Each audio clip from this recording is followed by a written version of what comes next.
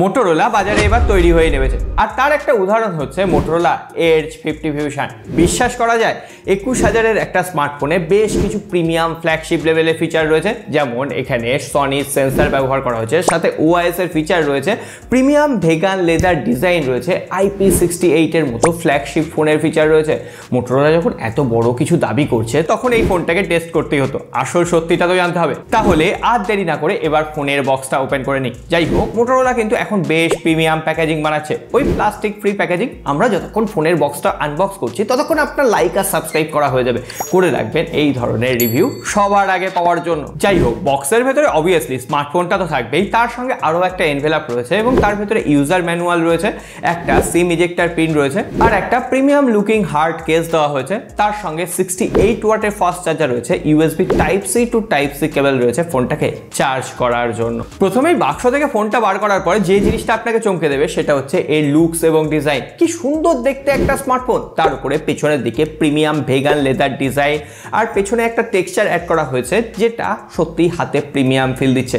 তার উপরে ফোনটা যথেষ্ট লাইট ওয়েট, এত হালকা পাতলা একটা স্মার্টফোন, আর এক হাতেই ফোনটাকে কমফোর্টেবলি ধরে কিন্তু ইউজ করা যাচ্ছে। তার মধ্যে আবার 3টে প্যান্টন সার্টিফাইড কালার অ্যাভেলেবেল, একটা হচ্ছে ফরেস্ট ব্লু, হট পিঙ্ক, এছাড়াও মার্শমেলো ব্লু কালার ভ্যারিয়েন্টে অ্যাভেলেবেল। অতি বড় নিন্দুকও মোটোরোলার এই ডিজাইন এবং কালার ভ্যারিয়েন্ট দেখে চমকে উঠবে, এতটাই সুন্দর দেখতে একটা ডিজাইন তৈরি করেছে। তার উপরে এই স্মার্টফোনটা এই প্রাইস সেগমেন্টে প্রথম স্মার্টফোন যেখানে IP68 রেটিং রয়েছে, ফলে জলের ছিটেফোঁটা নয়, আপনি সুইমিং পুলে এই স্মার্টফোনটাকে নিয়ে ক্যাচ মারতে পারবেন। আর এখানে স্মার্ট টাচ টেকনোলজি দেওয়া হয়েছে, ফলে ডিসপ্লেতে জলের ছিটেফোঁটা লেগে থাকলেও এর ডিসপ্লেটা কিন্তু স্মুথলি কাজ করছে। যাই হোক, বারবার এই প্রাইস পয়েন্ট বলছি, এবার দামটাই বলে দিই। এই ফোনটা দুটো ভ্যারিয়েন্টে লঞ্চ করা হয়েছে। 8GB 128GB দাম রাখা হয়েছে 22,999 রুপি, যেটা আপনি অফার দিয়ে, ব্যাংকিং অফার বা কার্ড অফার দিয়ে 21,000 রুপিতে কিনতে পারবেন। আর 12GB 256GB 25,000 রুপি, যেটা আপনি অফার দিয়ে 23,000 রুপিতে কিনতে পারবেন। আমরা ওই 21,000 রুপি ধরেই কিন্তু এটাকে বিচার করব। যাই হোক, এবার যদি ফোনটার একটু ওভারভিউ আমরা দেখে নিই, ওপরের দিকে ডলবি অ্যাটমস লেখা রয়েছে, ঠিক তার পাশে সেকেন্ডারি নয়েজ ক্যান্সেলেশন মাইক রয়েছে, ফোনটার ডান দিকে ভলিউম আপ এবং ডাউন কি, ঠিক তার নিচে পাওয়ার অন অফ কি, তার নিচে আরও একটা মাইক রয়েছে, আর নিচের দিকে স্পিকার রয়েছে, টাইপ সি পোর্ট রয়েছে এটাকে চার্জিং এর জন্য, মেন মাইক্রোফোন রয়েছে, তারপরে সিম ট্রে রয়েছে যেখানে আপনি দুটো হাইব্রিড সিম লাগাতে পারবেন, কোনো রকম মাইক্রো এসডি কার্ড স্লট নেই। যাই হোক, এই স্মার্টফোনটার ডিজাইনকে আরো বেশি সুন্দর করে তুলেছে এই স্মার্টফোনটার ডিসপ্লে, কারণ এখানে 6.67 ইঞ্চির একটা full HD plus POLED display রয়েছে, তার উপর 144 হার্টজের রিফ্রেশ রেট রয়েছে, আর এই ডিসপ্লেটা একটা পপার কার্ভ ডিসপ্লে। সুতরাং এর ডিজাইনের সাথে যে ডিসপ্লের কম্বিনেশন সেটা এই প্রাইস পয়েন্টে একদম পারফেক্ট। আর তাছাড়াও ডিসপ্লের বেজেল আর চেন দেখুন, তাই নেই বললেই চলে। আর এই ডিসপ্লেতে 1600 নিটসের পিক ব্রাইটনেস রয়েছে, ডাইরেক্ট সানলাইটে আমি ফোনটা ইউজ করে দেখেছি, কোনো রকম ভিজিবিলিটির ইস্যু নেই।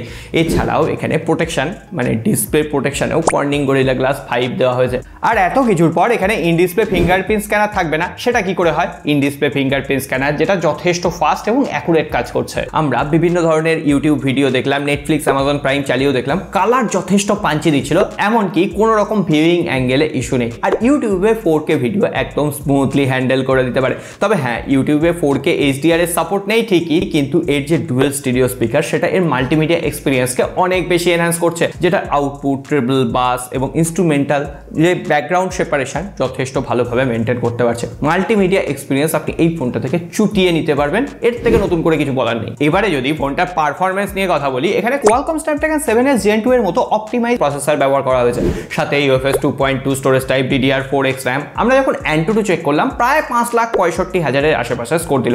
আমরা ডেলি লাইফে বিভিন্ন ধরনের অ্যাপ্লিকেশন ইউজ করে দেখলাম, সেটা ব্যাংকিং অ্যাপ্লিকেশন হতে পারে, সোশ্যাল মিডিয়া অ্যাপ্লিকেশন হতে পারে, সেগুলো স্মুথলি হ্যান্ডেল করে দিতে পারছিল। তার উপরে যে 144 হার্টজের রিফ্রেশ রেট সেটাও কিন্তু বেশিরভাগ অ্যাপ্লিকেশন সাপোর্ট করছিল, কোথাও কোনো রকম ফ্রেম ড্রপ নেই, ল্যাগ নেই, আর এর যে ইউজার ইন্টারফেস সেটাও যথেষ্ট স্মুথলি কাজ করছিল। আমরা ভাবলাম ঠিক আছে, আর একটু গেমিং করে দেখা যায়। এখানে আমরা BGMI ডাউনলোড করে খেললাম, BGMI তো ট্যাপ করার সঙ্গে সঙ্গেই ডাউনলোড হয়ে গেল, কারণ কানেক্টিভিটিতে এখানে 15টা 5G ব্যান্ডের সাপোর্ট রয়েছে, Wi-Fi 6, NFC-র মতো কানেক্টিভিটি নিয়ে কোনো রকম কম্প্রোমাইজ করতে হবে না। যাই হোক, আমরা BGMI 60 FPS এ খেলে দেখলাম, স্মুথলি প্লেয়েবল ছিল। এমনকি কার্ভ ডিসপ্লে হলে একটু মাল্টিটাচ ইস্যু হয়, এখানে সেই ধরনের কোনো রকম সমস্যা পাইনি।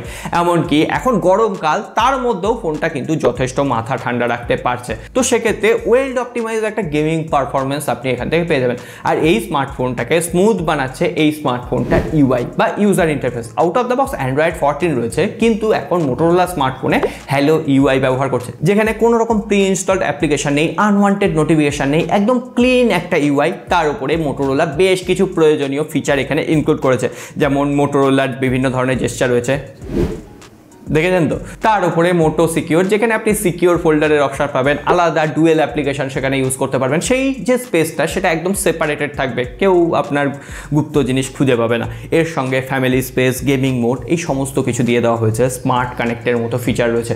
আর সব থেকে বড় কথা, মোটোরোলা এখানে 3 বছরের অপারেটিং সিস্টেম আপডেট, 4 বছরের সিকিউরিটি প্যাচ লেভেল আপডেট প্রোভাইড করবে বলেছে। যাই হোক, এখানে গেমিং যে মোডটা রয়েছে সেখানে আপনি বিভিন্ন ধরনের নোটিফিকেশন অফ করতে পারবেন, পারফরমেন্সকে বুস্ট করতে পারবেন। গেমিং এর জন্য এই সমস্ত ফিচার যে কতটা দরকারি সেটা একজন গেমারই ভালো বলতে পারবে। যাই হোক, এই হালকা পাতলা স্মার্টফোনে চিন্তা করতে পারছেন 5000 মিলিঅ্যাম্পিয়ারের ব্যাটারি রয়েছে, আর সঙ্গে যে 68 ওয়াটের ফাস্ট চার্জারটা রয়েছে সেটা 45 থেকে 50 মিনিট লাগছে ফোনটাকে ফুল চার্জ করাতে। আর একবার চার্জ করলে আপনি হেভি ইউজেসে একদিনে ব্যাটারি ব্যাকআপ পেয়ে যাবেন। এমনকি আপনি যদি মডারেট ইউজার হন তাহলে 1.5 দিনের ব্যাটারি ব্যাকআপও কিন্তু দিয়ে দিতে পারে। যাই হোক, এই স্মার্টফোনটার আরও একটা ব্যাপার নিয়ে চর্চা হচ্ছে, সেটা হচ্ছে এই স্মার্টফোনটার ক্যামেরা। আর কেনই বা হবে না, কারণ এখানে সনির লাইটিয়া 700 সেন্সর ব্যবহার করা হয়েছে প্রথমবারের জন্য। তার উপরে অপটিক্যাল ইমেজ স্টেবিলাইজেশন দেওয়া হয়েছে। আমরা বিভিন্ন লাইটিং কন্ডিশনে বিভিন্ন ধরনের ছবি তুলেছি, ছবিগুলো যথেষ্ট শার্প আসছিল। হ্যাঁ, কালার বেশ কিছুটা বুস্ট করছে ঠিকই, তবে সেগুলো আই ক্যাচি লাগছে, সোশ্যাল মিডিয়া রেডি লাগছে। তার উপরে আমরা যে এক্সপোজার কন্ট্রোল, লাইটিং এফেক্ট, এগুলো সঠিকভাবে অ্যাডজাস্ট করতে পারছিল। এমনকি ছবির শার্পনেস কোথাও নষ্ট হয়ে যাচ্ছে না। আর সেকেন্ডারি যে সেন্সারটা দেওয়া হয়েছে সেটা হচ্ছে 13 মেগাপিক্সেলের একটা সেন্সার, যেটা দিয়ে আল্ট্রা ওয়াইড অ্যাঙ্গেলে তো শ্যুট করা যাচ্ছেই, তার সঙ্গে এই যে সেন্সারটা সেটা কিন্তু ম্যাক্রো শুটার হিসেবে কাজ করছে। আল্ট্রা ওয়াইড অ্যাঙ্গেল লেন্সেও বেশ কিছু ছবি তুললাম, ছবির শার্পনেস যথেষ্ট ভালো ছিল, সেটা নিয়ে কোনো রকম কম্প্রোমাইজ নেই। আর এটার সব থেকে বেটার ফিচার হচ্ছে এখানে যে পোর্ট্রেট মোড রয়েছে, সেখানে আপনি 24mm, 35mm এবং 50mm এর মধ্যে সুইচ করে আপনি পোর্ট্রেট ছবি তুলতে পারবেন। আর পোর্ট্রেট মোডে ছবি তোলার সময় না 50mm এর ছবির শার্পনেস একদম সুপার থাকছে, edge to edge direction perfectly manage করতে পারছে। লো লাইটেও বেশ কিছু ছবি তুললাম, যেহেতু ওআইএস আছে, লো লাইটে বেশ একটা শার্প ইমেজ দিচ্ছিল, লো লাইটে খুব একটা নয়েজ আসছিল না। ওভারঅল এই প্রাইস রেঞ্জে অন্যতম সেরা ক্যামেরা কিন্তু এটা প্রোভাইড করতে পারছে। আরও এক জায়গায় আমি চমকে গেলাম, এর ক্যামেরা ইউআই ভরে ভরে ফিচার তো রয়েছেই, তার সঙ্গে এখানে ব্যাক ক্যামেরা এবং ফ্রন্ট ক্যামেরা দুটো দিয়েই আপনি 4K 30 FPS এ ভিডিও শ্যুট করতে পারবেন। আর 32 মেগাপিক্সেলের যে সেলফি ক্যামেরা, সেটা well optimise skin algorithm, skin colour যথেষ্ট ভালোভাবে মেনটেন করতে পারছে। আর এখানে যে ছবির শার্পনেস সেলফি ক্যামেরা ছিল সেটা যথেষ্ট বেটার ছিল। সেলফি ক্যামেরা সত্যিই কিন্তু আমার বেশ পছন্দ হয়েছে। আর মোটোরোলা তার ক্যামেরা নিয়ে যে সত্যিই কাজ করছে, এটা তার সব থেকে বড় উদাহরণ। আর এখানে বিভিন্ন ধরনের feature, slow motion, time lapse, এগুলো তো সমস্ত ফোনেই থাকে, কিন্তু এখানে আরেকটা এক্সাইটিং ফিচার হচ্ছে এখানে হরাইজন্টাল লক ফিচার রয়েছে। অর্থাৎ আপনি ভিডিও শ্যুট করতে করতে হরাইজন্টাল লকটা অন করে দিলেন, আপনি হাতটা পুরো ঘুরিয়ে দিলেও সেই ভিডিওটা একদম সেইভাবেই কিন্তু রেকর্ড হবে, কোথাও ওই ভিডিওটা ঘুরে যাচ্ছে এরকমটা হবে না। আর এটা ওআইএস রয়েছে বলেই সম্ভব হয়েছে। যাই হোক, এবার সবশেষে যদি কনক্লুশন পার্টে আসি, এখনো পর্যন্ত 21,000 রুপিতে সব থেকে super value for money device কিন্তু মোটোরোলা এজ 50 ফিউশন। এটা নিয়ে কোনো রকম ডাউট থাকার কথাই নয়, কারণ এই প্রাইস পয়েন্টে IP68 রেটিং, 144 হার্টজের পিওলেড ডিসপ্লে, এর সঙ্গে ভেগান লেদার ডিজাইন, একটা ওয়েল অপটিমাইজড ক্যামেরা, আর এই প্রাইস পয়েন্টে এখনো পর্যন্ত কেউ দিতে পারছে বলে মনে হয়। আর এই ফোনটার কিন্তু অলরেডি সেল শুরু হয়ে গেছে, আপনারা চাইলে চেক আউট করতে পারেন। আর আমাদের মতো ভ্যালু ফর মানি ভিডিও কিন্তু আর কেউ দিতে পারবে না, সুতরাং লাইক করা না হয়ে থাকলে লাইক করে সাবস্ক্রাইব করে ঘন্টিটা বাজিয়ে রেখে যাবেন পরবর্তী আপডেটের জন্য। আর মোটোরোলা এজ 50 ফিউশন ফোনটা আপনাদের কেমন লাগলো, এই ব্যাপারে যদি কোনো ফিডব্যাক থাকে অবশ্যই কমেন্ট বক্সে লিখে যাবেন। আজকে আর কথা বলছি না, সকালে ভালো থাকবেন, সুস্থ থাকবেন, দেখা হবে আগামীবার।